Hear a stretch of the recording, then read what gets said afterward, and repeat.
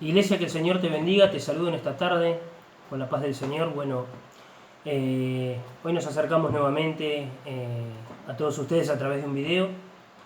Una vez más, no lo vamos a hacer en vivo, lo vamos a seguir postergando por un tiempo. Entonces es a través de este medio que hoy traemos este mensaje como iglesia, ¿ok? Bueno, es increíble lo que está sucediendo, ¿no?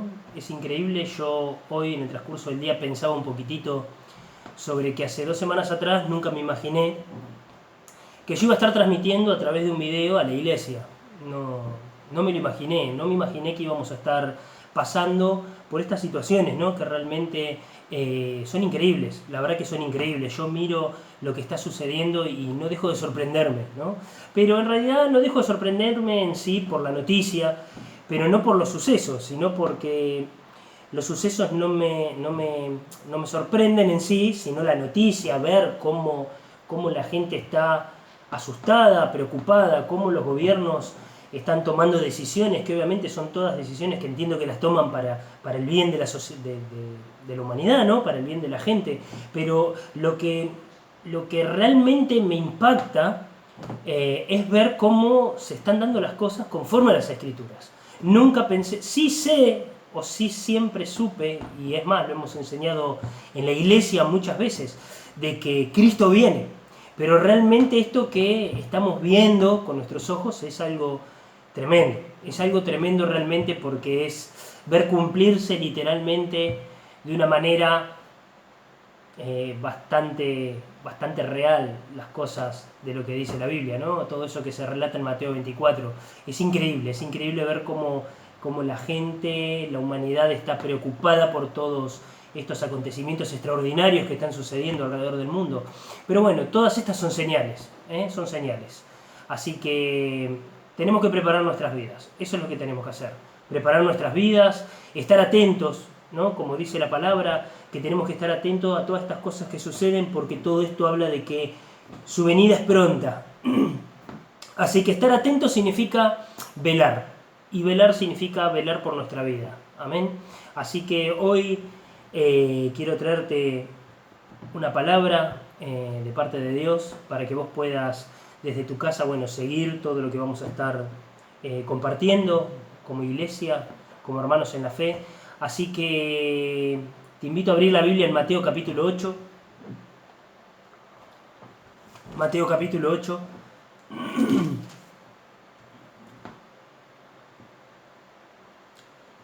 Versículo 18. Mateo 8, 18. Bueno, te cuento que hoy, mientras oraba, bueno, el Señor trajo obviamente esta palabra a mi corazón, ¿no? Y obviamente que quiero compartírselas porque entiendo de que el Señor está haciendo algo en nuestras vidas. Todo esto que pasa, a Dios no se le escapa. Todo esto que está sucediendo, Dios ya lo sabía. Dios ya lo sabe, es más, sucede porque Dios permite que sucedan estas cosas. Pero todo esto, la palabra de Dios nos enseña de que a los hijos de Dios todas las cosas les ayudan para bien. Así que nosotros tenemos que aprovechar estos momentos para que Dios nos transforme, para que Dios nos eduque, para poder trabajar en nuestras vidas, ¿no? Y parecernos cada día un poquitito más a aquello que Dios quiere que nosotros... aquello a lo que Dios quiere que nosotros lleguemos, ¿sí? Como iglesia, como pueblo de Dios. Así que 8:18, Mateo 8:18. Dice lo siguiente: viéndose rodeado Jesús de mucha gente, mandó pasar al otro lado. Y vino un escriba y le dijo: Maestro, te seguiré a donde quieras que vayas. Jesús le dijo: las zorras tienen guaridas y las aves de los cielos nidos, mas el Hijo del Hombre no tiene dónde recostar su cabeza. Otro de sus discípulos le dijo: Señor, permíteme que vaya primero y entierre a mi padre. Jesús le dijo: sígueme, deja que los muertos entierren a sus muertos.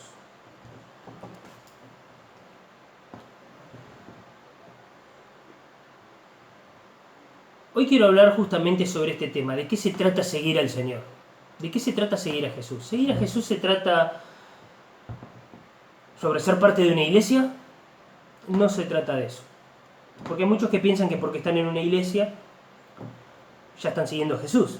Y de eso no se trata. Por ejemplo, acá tenemos el ejemplo de dos hombres. Uno era un escriba, otro era uno de sus discípulos. Uno simplemente le pidió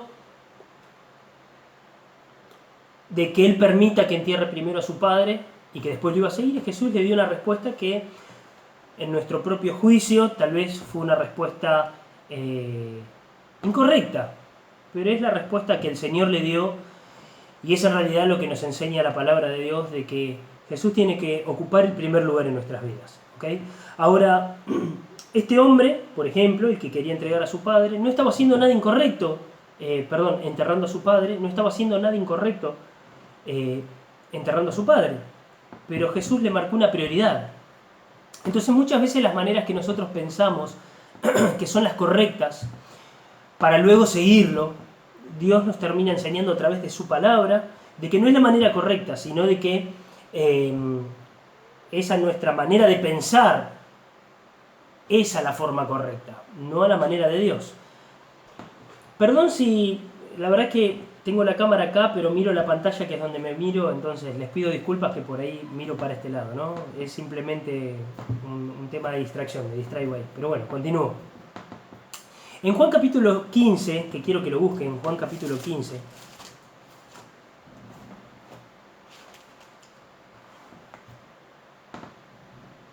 versículo 4 y 5,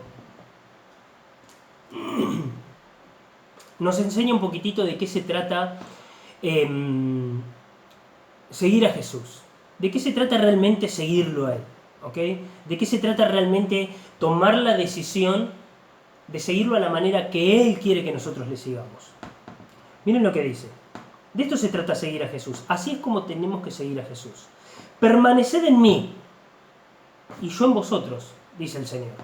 Y cuando Él dice permaneced en mí, lo que está diciendo es, obviamente, Jesús dijo, o la palabra de Dios dice, de que Jesús era el verbo era con Dios, y el verbo era Dios, y el verbo se hizo carne. Entonces, Jesús, su vida, es el fiel ejemplo de esta palabra que nosotros estamos leyendo, cumplida a la perfección. Entonces, cuando Él dice, permaneced en mí y yo en vosotros, lo que está diciendo es permaneced en mi palabra, permaneced en mi verdad. Esta es mi senda, este es mi camino, esta es la senda correcta, la antigua, la correcta, la que yo enseñé. Permanezcan en mí. Sigue diciendo, como el pámpano no puede llevar fruto por sí mismo, o sea, en su propia manera de pensar, como el pámpano no puede llevar fruto en su propio juicio, en su propia manera de actuar, en su propia manera de vivir,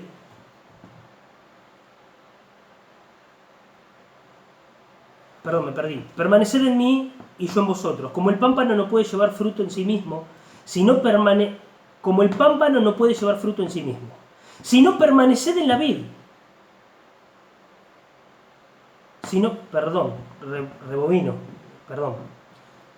Permaneced en mí y yo en vosotros.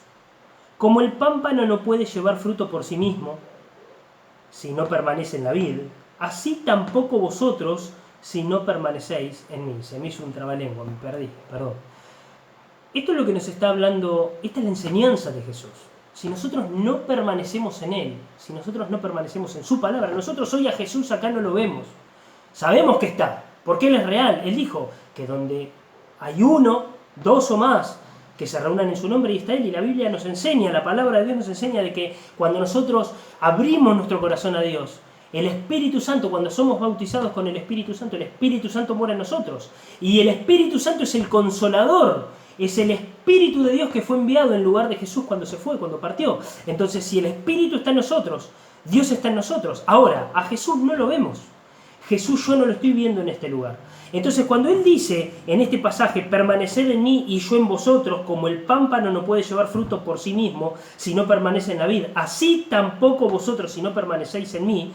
Permanecer en Él significa seguir sus pisadas, seguir lo que Él dejó escrito como modelo para que nosotros caminemos conforme al corazón de Dios. Ese modelo es la palabra de Dios, porque Él es el verbo que se hizo carne.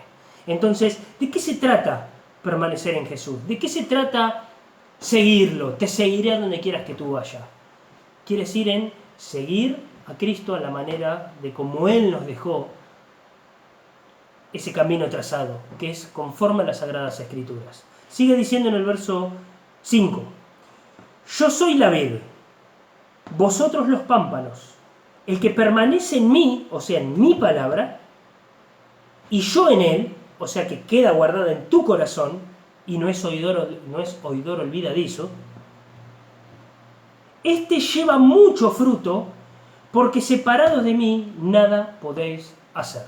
Este lleva mucho fruto, si está realmente permaneciendo en él y él permanece en nuestras vidas. Si la palabra de Dios permanece en nuestras vidas y nosotros permanecemos parados, caminando, aferrados, afianzados a la verdad de Dios, entonces es recién ahí donde nuestra vida comienza a dar frutos. En el video anterior que yo preparé, que fue el de la semana anterior, que obviamente no recuerdo ahora, pero salió esta semana porque nos atrasamos en subirlo. Nos costó mucho subirlo, la verdad que nos está costando mucho porque no teníamos las herramientas para poder hacer todo esto y ahora lo estamos haciendo y la verdad que nos está costando. Bueno, en el video anterior yo hablé sobre los frutos del Espíritu. Hablé de qué se trata dar fruto. Dar fruto significa una vida cambiada. Dar fruto significa de que si antes yo no tenía paciencia, ahora comienzo a tener paciencia, porque ese es uno de los frutos del Espíritu. Si antes no tenía fe, ahora comienzo a caminar en la palabra de Dios, a creerle a Dios, y empieza a crecer mi fe. Si no existía en mí la mansedumbre, la templanza, el amor, ¿no? Entonces comienzo a caminar en la verdad de Dios, sujetándome, porque los que son del Espíritu se sujetan a las cosas del Espíritu. Entonces es ahí donde yo comienzo a dar fruto. Es recién ahí donde yo comienzo a seguir a Jesús a donde quiera que Él vaya. Porque seguirlo a Jesús equivale a muchas cosas. Equivale a un estilo de vida diferente que nosotros tenemos en nuestro propio concepto, en nuestra propia manera de creer de cómo son las cosas, ¿no? Nosotros, en un juicio normal, consideraríamos con una mente racional que enterrar primero a nuestro padre, que es una prioridad, porque es una de las personas que más ama un hombre, padre, madre, esposa, ¿no? Entendería a través de ese mensaje de que eso es algo realmente como una prioridad, pero Jesús dice, no, mirá, la prioridad es que me sigas a mí, deja que los muertos entierren a sus muertos, tú ven y sígueme. Jesús mismo dijo, aquel que no deja padre, madre, hijos, hijas, esposa por causa de mí, no es digno de mí. Entonces está hablando de abandonar radicalmente las cosas, seguir a Jesús, decirle a Jesús te seguiré donde quiera que tú vayas, como dice en Mateo 8. Está hablando de radicalmente aceptar el estilo de vida que Jesús nos marca. Radicalmente comenzar a caminar en ese rumbo que Dios nos está marcando como la senda correcta. Separados de mí, nada podéis hacer, dice Juan acá en este capítulo 15. Miren lo que dice en Romanos 8:7. Romanos 8:7.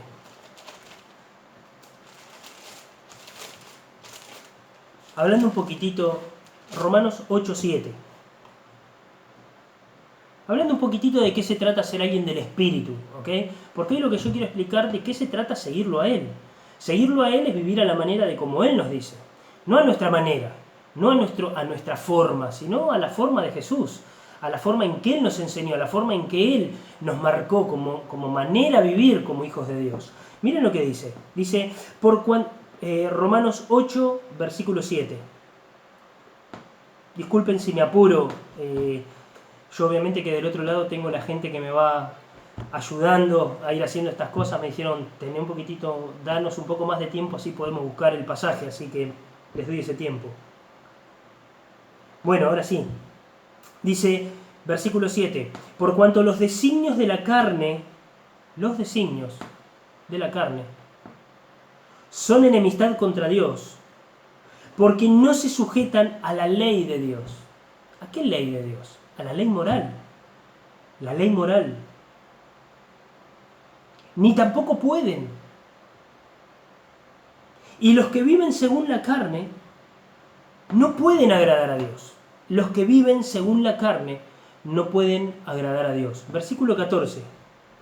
Porque todos los que son guiados por el Espíritu de Dios, estos son hijos de Dios. Hay muchos que dicen, soy hijo de Dios.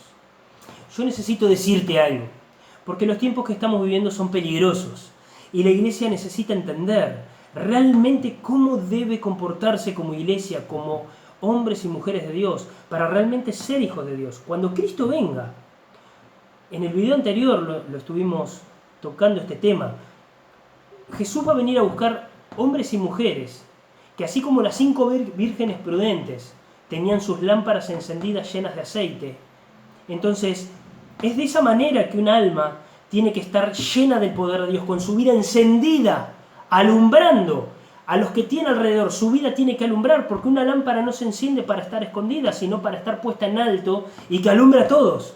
Esa luz de la que está hablando, que alumbra, es nuestro estilo de vida, es nuestro testimonio, son nuestros frutos. Son nuestros frutos. Eso no puede suceder si realmente nosotros no somos, como dice en el verso 14, llenos del Espíritu de Dios. Dice, porque todos los que son guiados por el Espíritu de Dios, estos son hijos de Dios. Ser guiados por el Espíritu, nunca el Espíritu Santo te va a guiar a que vivas una vida con un comportamiento pecaminoso. Nunca. El Espíritu Santo si te guía por un camino de santidad, porque Dios es santo. Santo, santo. Dios es 3 veces santo. Jesús dijo, sean imitadores de mí como yo lo soy de mi Padre. Ese es el camino de un cristiano. El camino real de un hombre que le dijo a Jesús un día, te seguiré a donde quiera que tú vayas. Seguir a Jesús significa seguirlo a la manera en que Él nos marca, conforme a su palabra. Hay un pasaje en las Escrituras que nos puede abrir un poquitito mejor todo este panorama de lo que estamos hablando hoy. Denme un segundo.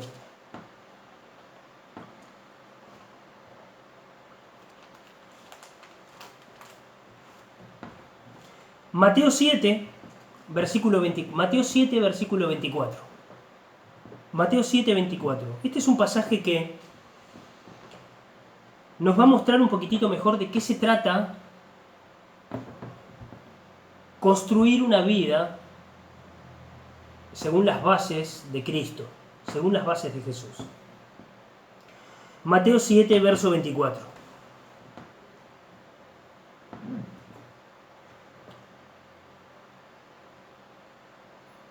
Dice así: cualquiera pues que me oye estas palabras, me oye, porque por el oír la palabra de Dios es que la fe crece. Amén. Que también lo tocamos en el video anterior. Lo pueden ver, está acá en nuestro link, el video anterior a este. Es por oír la palabra de Dios que nuestra fe crece. ¿Fe en qué? En Cristo. Fe en su palabra. Cristianos que no practican la palabra de Dios como está escrita, no son cristianos, sino que son personas que dicen que son cristianas, pero no lo son. Vivir conforme a Cristo significa vivir conforme a las Escrituras. Cualquiera pues que me oye estas palabras y las hace, lo remarca, cualquiera que oye y las hace, camina conforme a esta palabra. Le compararé a un hombre prudente o a un sabio que edificó su casa sobre la roca, que es Cristo. Descendió lluvia y vinieron ríos y soplaron vientos y golpearon contra aquella casa y no cayó porque estaba fundada sobre la roca. En pocas palabras, vinieron las pruebas, vino la adversidad, vino el tiempo peligroso, el tiempo difícil y no cayó porque estaba sobre la roca. Una de las primeras cosas que se ve en alguien que no está firme sobre la roca, que es Cristo, es de que viene la prueba, la adversidad, y cae. Cae porque no está firme, no tiene cimientos profundos. ¿De qué se trata un cimiento profundo? Ahora lo vamos a ver, todavía me queda tiempo, así que ahora lo vamos a ver. Versículo 26. Pero cualquiera que me oye estas palabras y no las hace, le compararé a un hombre insensato, o vamos a cambiar la palabra insensato por necio, que edificó su casa sobre la arena. Un necio, alguien que no quiso oír, alguien que se basó en sus propios conceptos. Yo creo que esto es de esta forma. Yo creo, he escuchado muchas veces en la iglesia, después de estar reunido con hermanos, utilizar esta palabra. Yo creo de que esto es de tal manera. No nos sirve el yo creo. Es conforme a como Jesús dice, no conforme a como nosotros creemos. Yo creo no. Si la palabra de Dios me dice algo, ese algo yo lo tengo que hacer conforme a como está escrito. No conforme a como yo creo, o conforme a como a mí me parece, o conforme a como yo juzgo. Verso 27. Y descendió lluvia, y vinieron ríos, y soplaron vientos, y dieron con ímpetu, o sea, golpearon fuerte, contra aquella casa, y cayó, y fue grande su ruina.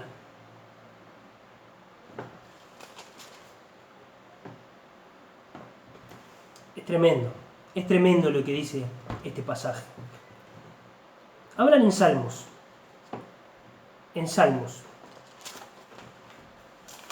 Vayan al libro de Salmos.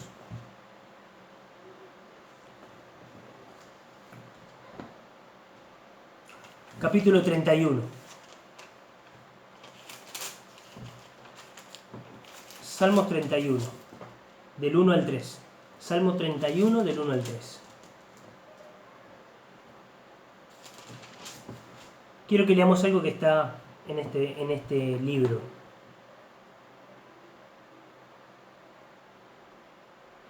En ti, oh Jehová, he confiado. No sea yo confundido jamás. Líbrame en tu justicia. Inclina a mí tu oído. Líbrame pronto. Escuchen esto, Sé tú mi roca fuerte y fortaleza para salvarme. Porque tú eres mi roca y mi castillo.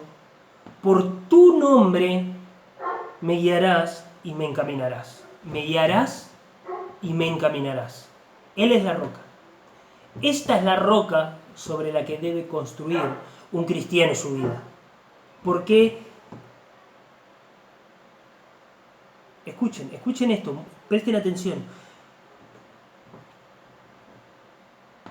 Porque tú eres mi roca y mi castillo, por tu nombre me guiarás y me encaminarás. Está clarísimo. Es la palabra de Dios la que nos guía, la que nos encamina. Jesús es la roca. Jesús es la roca sobre la que alguien construye su vida como cristiano. No hay otra manera. Abran en Hechos 4. Otro pasaje que habla sobre esto. Hechos 4.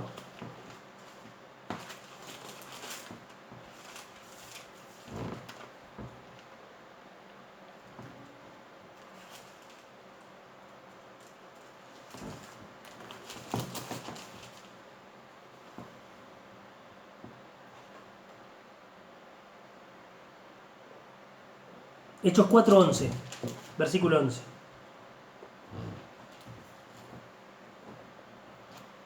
Este Jesús es la piedra reprobada por vosotros los edificadores. O sea, cuando dice por vosotros los edificadores, obviamente cuando dice los edificadores está diciendo a aquellos que en realidad tendrían que edificar la iglesia. Aquellos que en realidad tendrían que dar frutos para que la iglesia se edifique. Como dije anteriormente en el video anterior y lo vuelvo a repetir hoy. Nosotros, nuestra lámpara, nuestra vida es la que alumbra con nuestros frutos, con nuestros hechos, para edificar a otro. Porque edificamos no con nuestras palabras, no son nuestras palabras las que hacen que el otro cambie, sino nuestros hechos. En nuestro hogar, si nosotros le queremos decir a un hijo, no hagas esto, nosotros tenemos que ser el primer gran ejemplo de que eso no se debe hacer. ¿Cómo? No haciéndolo. Hay muchas personas, he hablado con muchos tipos de personas que me dicen de no hacer esto, no hacer aquello, pero es lo que más hacen ellos. Ellos lo que más practican, papá, mamá, son estas cosas. ¿Cómo acaso puede un hijo aprender de alguien que enseña cuando su ejemplo no habla de ese estilo de vida? Jesús es la piedra reprobada por vosotros los edificadores, la cual ha venido a ser cabeza del ángulo, o sea, lo más importante, la cabeza del ángulo. lo que más se ve, lo que más se tiene que ver. Lo más importante de esto es Jesús. O sea, lo más importante para el cristiano es caminar conforme a como Jesús pide. Y en ningún otro hay salvación, porque no hay otro nombre bajo el cielo dado a los hombres en que podamos ser salvos. Pero el verso 11 dice, Jesús es la piedra. Es sobre esta piedra que el sabio edifica su vida. Es sobre esta piedra que el sabio construye este estilo de vida que tiene que ver con un estilo de vida a la manera de Dios, a la manera que a Dios le agrada. Te seguiré a donde quiera que tú vayas. Si no te sujetas a la verdad de Dios, si no pones por obra, si no practicas la palabra de Dios, toda la ley moral, no la de los sacrificios ya está, esa ya pasó, Jesús pagó el precio total de todos los sacrificios que se hacía. Antes se tenía que sacrificar todo tipo de... se tenía que derramar sangre de animales para poder justificar. Esos sacrificios ya no corren más. Jesús murió de una vez y para siempre por toda la humanidad. Ahora, ¿qué ley sí sigue en juego? La ley moral. Porque Él vino a cumplir la ley. Dice, yo no he venido a abrogarla, vine a cumplirla. ¿De qué ley estaba hablando Jesús? De la ley moral. El estilo de vida conforme como la palabra de Dios nos enseña. Caminar dando frutos. Paciencia, mansedumbre, templanza, bondad, benignidad, fe, esperanza, amor, los frutos del Espíritu. De eso se trata ser un hijo de Dios. Ahora, hay algo que quiero remarcar, que creo de que tengo que plantearlo. Abran en Primera de Corintios, capítulo 3.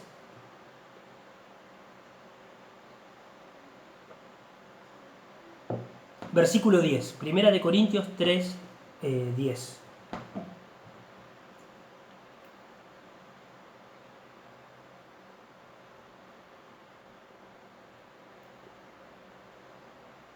Primera de Corintios 3, 10.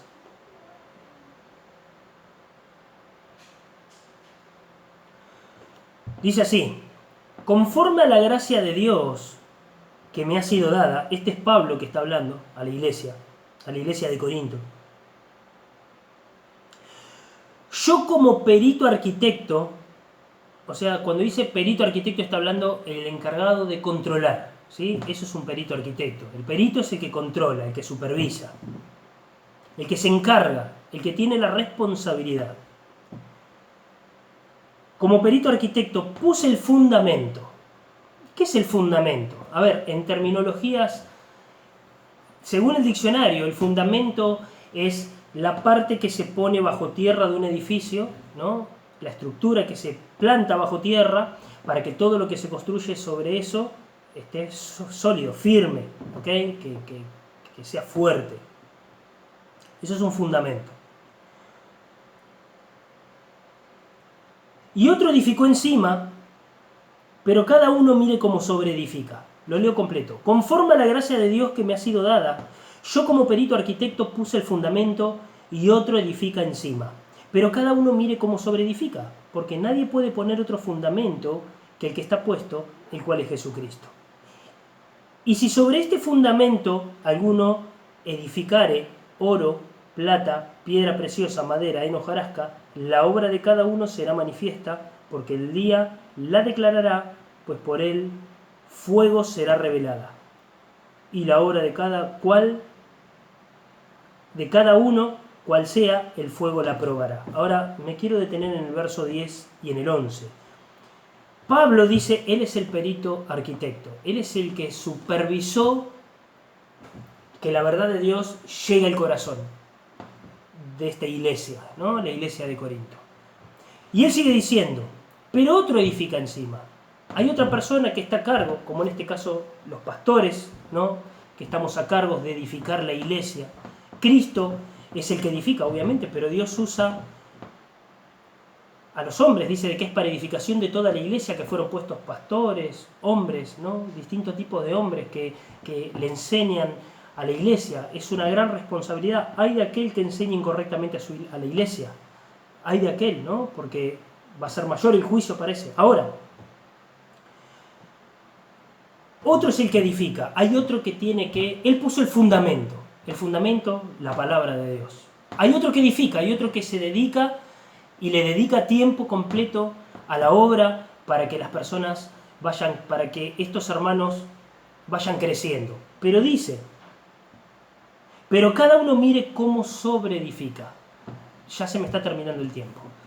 Y quiero hacer un paréntesis en esta palabra, sobreedificar. Sobreedificar es una palabra que proviene del griego, ¿sí? Es la palabra epoikodomeo, que significa construir sobre o edificar sobre algo, distribuir encima. Eso quiere decir la palabra sobreedificar. Cuando alguien hace una construcción, hay un cálculo perfectamente bien elaborado para todo lo que se construye encima. Dios ya elaboró un cálculo perfecto de cómo tiene que edificarse la vida de un hombre de Dios, la vida de un cristiano.